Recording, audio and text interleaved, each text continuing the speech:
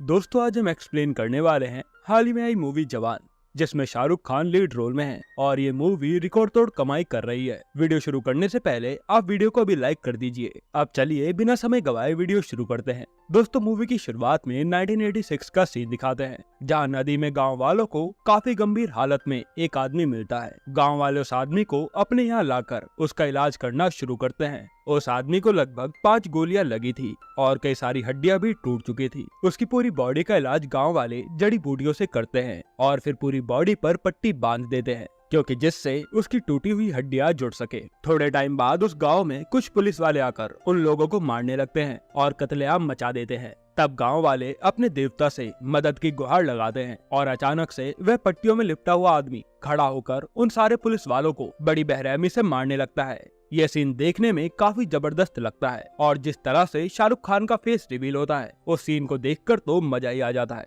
अब गांव वालों को उनका मसीहा मिल जाता है, पर वह आदमी अपनी याददाश्त भूल गया था। तब एक बच्चा आकर उस आदमी का हाथ पकड़कर बोलता है कि मैं जब बड़ा हो जाऊंगा तो जरूर पता लगाऊंगा कि आप कौन हैं। अब मूवी में 30 साल के बाद का सीन दिखाते हैं, जहां एक मेट्रो में 376 लोग सफर कर रहे थे। जैसे ही मेट्रो ट्रेन टनल में घुसती है, उन पैसेंजर्स में से 6 लड़कियां पूरी मेट्रो को हाईजैक कर लेती हैं और सभी लोगों को बंधक बना लेती हैं। अगले सीन में हमें उन लड़कियों के बॉस को दिखाते हैं, जो मेट्रो में ही बैठकर पूरी मेट्रो को कंट्रोल करता है। तभी उस मेट्रो में एक पुलिस वाला भी था, जो कि उनके बॉस यानी चीफ के ऊपर हमला करने की कोशिश करता है। पर उन लड़कियों का चीफ उस पुलिस वाले को मजा चकाकर उसे अपना गेटअप पहनाकर बांध देता है। अब चीफ पुलिस कंट्रोल रूम में फोन कर उनसे नेगोशिएशन करना शुरू करता है। तब नर्मदा नाम की ऑफिसर चीफ से बात करती है। चीफ नर्मदा को 5 मिनट के अंदर वहाँ पर एग्रीकल्चर मिनिस्टर को बुलाने को कहता है, नहीं तो वह ट्रेन के सभी लोगों को जान से मार देगा। और चीफ कहता है कि वह अपनी सारी डिमांड एग्रीकल्चर मिनिस्टर के सामने ही रखेगा। तब नर्मदा फटाफट एग्रीकल्चर मिनिस्टर को बुला लेती है।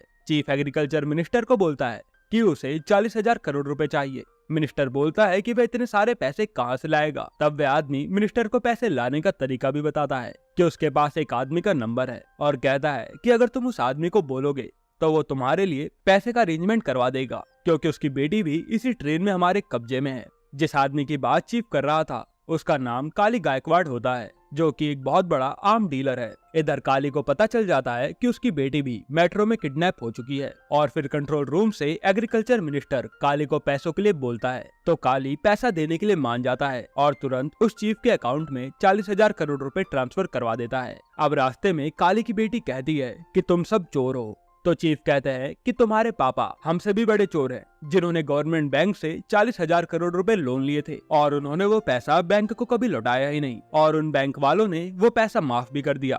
वहीं अगर एक गरीब इंसान 40,000 रुपए न लौटा पाए तो बैंक उसका जीना हराम कर देती है। और फिर चीफ उनके ग्रुप की कल्कि नाम की लड़की की स्टोरी बताते हैं कि कल्कि के पापा ने बैंक से लोन लिया था, पर वह बैंक के लोन को चुकाने में असमर्थ थे, जिससे बैंक वाले कल्कि के परिवार को धमकाकर परेशान करने लगे। तब कल्कि के पापा को एक पोस्टर दिखा, जिसमें लिखा था कि मरने वाले किसान के परिवार को 2 लाख रुपए मुआवजा मिलेगा। इसके बाद कल्कि के पापा को कुछ नहीं सूझा और उन्होंने खुद को फांसी लगा ली, ताकि मुआवजे के पैसे से वह लोन पूरा हो जाए। और कल्कि अपने पापा की बॉडी को पेड़ पर लटका हुआ देखकर टूट जाती है। उसके बाद बैंक वाले तब भी आकर अपना पैसा मांगते हैं और गुस्से में आकर कल्कि एक बैंक वाले का सर ही फाड़ देती है। इससे कल्कि को जेल जाना पड़ता है। आगे हमें दिखाते हैं कि नर्मदा अपनी पुलिस फोर्स के साथ अगले स्टेशन में चीफ को पकड़ने के लिए पूरी तरह से तैयार है। इधर मेट्रो के सभी लोग कल्कि की स्टोरी सुनकर चीफ के साथ हो जाते हैं और सारे ही लोग चीफ का मास्क लगाकर मेट्रो से निकलकर भागते हैं।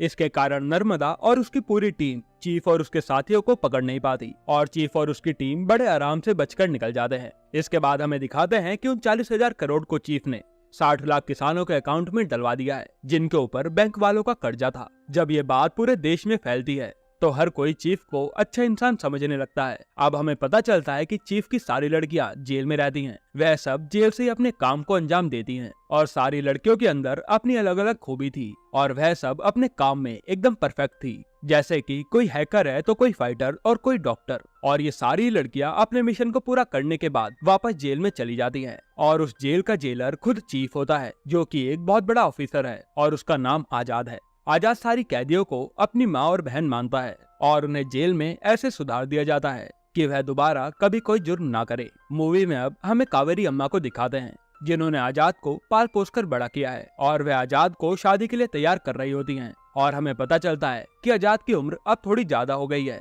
और उसे शादी के लिए लड़की भी नहीं मिल रही है। आजाद अब लड़की को देखने जाता है, जहाँ लड़की नहीं बल्कि उसकी छोटी बच्ची आई होती है, जिसका नाम सूजी होता है। सूजी आजाद को कहती है कि मेरी मम्मी की जगह मैं डिसाइड करूंगी कि उनका हस्बैंड कौन होगा, आखिर वो मेरे होने वाले पापा जो होंगे। अब कहानी आगे बढ़ती है और थोड़े ही दिनों में आजाद और सूजी की काफी अच्छी दोस्ती हो जाती है। फिर हमें पता चलता है कि सूजी की माँ वही ऑफिसर नर्मदा है जो आजाद को पकड़ना चाहती हैं। नर्मदा को देखकर आजाद एकदम से चौंक जाता है, पर धीरे धीरे उनकी बातचीत होती है और नर्मदा और आजाद एक दूसरे को पसंद करने लगते हैं, जिसके कारण कुछ ही दिनों बाद उन दोनों की एंगेजमेंट हो जाती है और सब लोग शादी की तैयारियों में लग जाते हैं। अगले सीन में हमें आजाद के दूसरे मिशन को दिखाते हैं, जहाँ वे अपनी लड़कियों के साथ उसके अगले टारगेट की ओर बढ़ता है, जो कि होता है हेल्थ मिनिस्टर। हेल्थ मिनिस्टर सब लोगों को बहुत तगड़ी स्पीच दे रहा होता है कि अगर वह कभी भी घायल हुआ तो वह सिर्फ और सिर्फ सरकारी अस्पताल ही जाएगा, क्योंकि उसके रहते सरकारी अस्पताल की हालत एकदम बढ़िया हो गई है, जो कि सरासर झूठ था, क्योंकि सरकारी हॉस्पिटल और भी ज्यादा बदतर हालत में थे।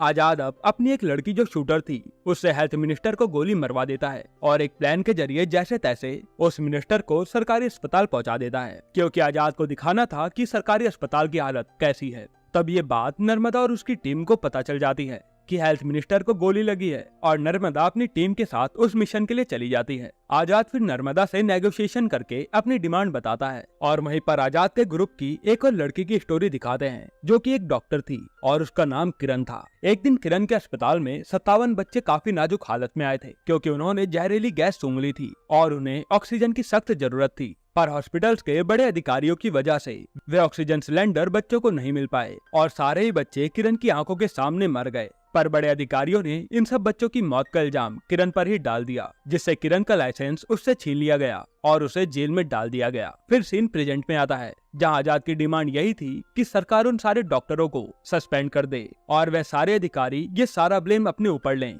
जिनकी वजह से उन सारे बच्चों की मौत हुई थी। उसके बाद आजाद ये भी कहता है कि सारे सरकारी हॉस्पिटल्स में A1 फैसिलिटी प्रोवाइड होनी चाहिए, जिससे आगे कोई भी गरीब इंसान ना मरे। सरकार आजाद की डिमांड के मुताबिक वह सारा काम करवा देती है। अब आजाद उस हॉस्पिटल से भागने के लिए वहाँ पर चॉपर मंगवाता है, पर नर्मदा वहाँ पर अपने साथियों के साथ आकर आजाद और उन लड़कियों पर अटैक करती है, पर आजाद की लड़कियाँ हार नहीं मानती और बचकर वहाँ से भागती हैं। अब आजाद और नर्मदा की फाइट होती है और वह आजाद का चेहरा देखने की कोशिश भी करती है, पर नर्मदा उसका चेहरा नहीं देख पाती और फिर आजाद अपनी सारी लड़कियों के साथ माँ से बड़ी चालाकी से बचकर निकल जाता है। अब नर्मदा कहती है कि उसे किसी भी हाल में आजाद और उसकी टीम को पकड़ना है, लेकिन उसे तो पता ही नहीं था कि जिससे वह शादी कर रही है वही ये सब काम कर रहा है। अगले सीन में काली गायकवाड़ अपने साथियों के साथ रशिया जाने के लिए निकलता है और अपना सारा कारोबार अपने छोटे भाई मनीष गायकवाड़ के ऊपर छोड़कर चला जाता है। इधर आजाद और नर्मदा की बड़ी धूमधाम से शादी होती है और नर्मदा की बेटी सूजी भी आजाद और उसकी माँ की शादी से बहुत खुश थी। आजाद अब नर्मदा को रात में सब सच बताने वाला होता है और आजाद ने पहले भी नर्मदा को इशारों से समझाने की कोशिश की थी, पर बात नहीं बनी। इधर नर्मदा का एक ऑफिसर ईरानी आजाद की आइडेंटिटी पता लगाकर नर्मदा को फोन में सब कुछ बता देता है। अब आजाद को जेल से लड़कियां फोन करके फर्स्ट नाइट के लिए छेड़ रही होती हैं। तब इधर नर्मदा आजाद पर बंदूक तान देती है और उसके कंधे पर एक गोली भी मार देती है। तभी एकदम वहाँ पर मनीष गायकवाड़ आकर नर्मदा और आजाद को पकड़ कर ले जाता है और जेल से लड़कियां आजाद को बचाने के लिए निकल जाती हैं, क्योंकि उन्होंने फोन पर सब कुछ सुन लिया था। उसके बाद यहाँ काली गायकवाड़ का भाई पहले दोनों को पिटवाता है और फिर नर्मदा को शूट कर देता है। फिर जैसे ही वह आजाद को मारने वाला होता है, तब वहाँ पर एक आदमी की एंट्री होती है, जो कि थे आजाद के पापा। आजाद के पापा अपना नाम विक्रम राठौर बताते हैं और वहाँ सबको बुरी तरह से मार मार कर अपने बेटे और नर्मदा को बचा लेते हैं। इधर काली गायकवाड़ रशिया में बड़े बड़े देश के लोगों से खुफिया मीटिंग करके बात कर रहा था कि अगर आप अपने देश में आर्म्स की फैक्ट्री खोलोगे तो वहीं के लोग प्रोटेस्ट करके उनकी फैक्ट्री पर ताला लगवा देंगे। पर ये सब काम करने के लिए सबसे बेस्ट जगह इंडिया है, बस उन्हें कैसे भी करके वहाँ पर इलेक्शन जीतना होगा और इसके बाद वह आराम से कोई भी फैक्ट्री डाल सकते हैं और वहाँ पर कोई कुछ भी नहीं कर पाएगा। काली फिर बोलता है कि इलेक्शन जीतने के लिए बहुत सारा पैसा लगेगा और फिर काली 20% अपनी ओर से देने को कहकर बाकी का पैसा आप सब मिलाओ कहता है। तब वहाँ पर एक आदमी बोलता है कि बाकी का 80% पैसा मैं दूंगा और थोड़ी देर बाद काली को पता चलता है कि उसके भाई मनीष को आजाद ने मार दिया है। काली को ये सुनकर काफी गुस्सा आता है। इधर नर्मदा आजाद और उसके पापा के बारे में सब पता लगाना चाहती थी, इसलिए वे अपने साथी ईरानी के साथ मिलकर आजाद की जेल में जाकर लड़कियों से सब पता लगाने का प्लान करती है। अब नर्मदा जैसे ही जेल पहुंचती है, वहाँ उसे सबसे पहले आजाद के पापा विक्रम राठौर की स्टोरी पता चलती है। और अब मूवी पास्ट में जाती है और हमें विक्रम राठौर और उसकी वाइफ ऐश्वर्या को दिखाते हैं, जो कि एक दूसरे से बहुत प्यार करते थे। और विक्रम राठौर एक बहुत बड़ी स्पेशल टीम के सोल्जर थे। एक दिन विक्रम राठौर को बताया जाता है कि बॉर्डर पर कुछ ट्रक वालों को बंदी बना लिया गया है। फिर कुछ सैनिक उनको रेस्क्यू करने के लिए गए, जिसमें से आधे सोल्जर मर गए और आधे उनके कब्जे में हैं। तब विक्रम राठौर अपनी स्पेशल टीम के साथ बॉर्डर पार करके दुश्मनों से लड़कर उन्हें छुड़ाने के लिए जाते हैं। वह सिर्फ 6 सोल्जर थे और जैसे ही वह अपनी बंदूक से उन पर फायर करने की कोशिश करते हैं, उनकी बंदूकें नहीं चलती। पर विक्रम और उसकी टीम किसी तरह से लड़कर वहां जीत जाते हैं और अपने साथियों को बचाकर ले आते हैं। विक्रम अब उनकी आर्मी को हथियार देने वाले, जो कि काली गायकवाड़ था, उससे आर्मी का कॉन्ट्रैक्ट कैंसिल करवा देता है और उसको बैन भी करवा देता है। इससे काली गायकवाड़ को काफी गुस्सा आता है और वो एक रात उन पर हमला कर देता है और विक्रम राठौर को पकड़कर अपने साथ ले जाता है। वहीं कुछ पुलिस वालों को पैसा देकर विक्रम राठौर देशद्रोही है ये साबित करने को कहता है। जैसे पुलिस वाले विक्रम राठौर को गद्दार कहते हैं, ऐश्वर्या उन दोनों पुलिस वालों को ही मारकर चली जाती है और बाद में उसे पुलिस पकड़ लेती है। यहाँ पर काली विक्रम राठौर को एरोप्लेन में ले जाकर उसको गोलियां मारकर हवा में फेंक देता है और काली को लगा था कि विक्रम राठौर मर गया। और इसी के बाद का सीन हमें मूवी की स्टार्टिंग में दिखाया गया था। काली ने फिर अपने कॉन्टेक्ट की मदद से विक्रम राठौर को देशद्रोही साबित करवा दिया और उसकी वाइफ को विक्रम राठौर का साथ देने के इल्जाम में फंसा दिया। फिर थोड़े ही टाइम बाद जैसे ही ऐश्वर्या को फांसी देने का समय आता है, तब ऐश्वर्या एकदम से बेहोश हो जाती है और फिर पता चलता है कि वह मां बनने वाली है। कानून के अनुसार किसी भी प्रेग्नेंट औरत को फांसी नहीं देते जब तक उसका बच्चा 5 साल का नहीं हो जाता। अब जैसे ही ऐश्वर्या का बच्चा होता है, ऐश्वर्या उस बच्चे का नाम आजाद रखती है और जेल की सारी औरतें आजाद का काफी ध्यान रखती हैं। अब 5 साल बीतने के बाद आजाद की मां को फांसी दे दी जाती है और इसके बाद कहानी अब प्रेजेंट में आती है और वह पुलिस वाला जो कि मेट्रो में आजाद से मिला था, वह वही लड़का होता है जिसने विक्रम राठौर से वादा किया था कि वह पता लगा कर रहेगा कि आप कौन हैं। उस पुलिस वाले ने विक्रम राठौर की टीम के 6 आदमी को भी ढूंढ लिया था, पर विक्रम राठौर की याददाश्त अभी भी नहीं आई थी। अब आजाद अपने पिता से मिलकर बहुत खुश होता है। फिर विक्रम के साथी बताते हैं कि विक्रम अपनी लाइफ के बारे में सब कुछ भूल गया है, पर उसकी सारी स्किल्स वह नहीं भूला। इधर जेल में आजाद के पापा की स्टोरी सुनने के बाद नर्मदा काफी इमोशनल हो जाती है और फिर वह उनका साथ देने के लिए कहती है। पर ईरानी जो नर्मदा के साथ काम करता था, वह नर्मदा और उन लड़कियों को जेल से निकालकर उन्हें खूब मारता है। तब हमें पता चलता है कि वह भी काली का ही आदमी होता है और वह नर्मदा की सारी बातें काली को रिपोर्ट करता था। जैसे ही रानी उन सबको मारने वाला होता है, वहाँ पर विक्रम राठौर आजाद के साथ आकर सबको बचा लेता है और लड़ाई के दौरान आजाद की एक लड़की लक्ष्मी को ईरानी से गोली लग जाती है, जिससे वह मर जाती है। आजाद अब अपनी टीम के साथ प्लान करता है कि काली का बहुत सारा पैसा कंटेनर में आ रहा है, जिसे खिलाकर वो इलेक्शन जीतने की कोशिश करेगा और आजाद को किसी भी हाल में उन पैसों को अपने कब्जे में लेना था। आजाद अब अपनी टीम को लेकर काली गायकवाड़ के पैसों से भरे ट्रक लूटने लगता है, पर आजाद और उसकी टीम उन लोगों को संभाल नहीं पाती। तब वहाँ पर बाइक से विक्रम राठौर और उसकी टीम की एंट्री होती है, जो कि एकदम सॉलिड एंट्री थी। तब आजाद के पापा उसे बोलते हैं कि तुम कंटेनर को संभालो, बाकी के सारे लोगों को वह और उसकी टीम संभाल लेंगे। इसके बाद आजाद उन पैसे के कंटेनर को लेकर वहाँ से चला जाता है, पर विक्रम राठौर उन सब लोगों को ज्यादा देर तक नहीं संभाल पाता और काली के आदमी विक्रम और उसकी टीम को अपने कब्जे में ले लेते हैं। काली अब विक्रम राठौर को बुरी तरह से टॉर्चर कर रहा होता है। तब टीवी पर न्यूज आती है कि आजाद ने जेल की सारी लड़कियों को बंधक बना लिया है और अगर उसकी डिमांड पूरी नहीं की गई तो वह जेल की सारी लड़कियों को जान से मार देगा। ये सब आजाद का प्लान था, क्योंकि जेल भी तो उसी का था। काली गायकवाड़ जैसे आजाद को टीवी पर देखता है, वह चौंक जाता है, क्योंकि उसे लगा था कि उसने आजाद को तो पकड़ रखा है और काली को इन बाप और बेटे की जोड़ी के बारे में कुछ भी खबर नहीं थी। उसके बाद अब आजाद से नेगोशिएशन करने आता है सीनियर ऑफिसर माधवन, जिसका रोल संजय दत्त ने निभाया है। माधवन अपने 100 सोल्जर को आजाद को पकड़ने भेजता है, पर उन्हें नहीं पता था कि उनके सामने आजाद की 6000 गर्ल्स बंदूक लेकर खड़ी होंगी। थोड़ी देर बाद आजाद बोलता है कि इस बार हुए इलेक्शन की वोटिंग मशीन भी आजाद के कब्जे में है और अगर उसकी डिमांड मानी जाएगी तभी वह उन मशीन्स को वापस करेगा। अब आजाद अपनी डिमांड बताता है कि इंडिया के अंदर 253 ऐसी फैक्ट्री हैं जो कि हवा, पानी और सारे एटमॉस्फेयर को दूषित कर रही हैं। उन पर बैन लगा दिया जाए, जिसमें से आधी से ज्यादा फैक्ट्री काली गायकवाड़ की ही होती हैं।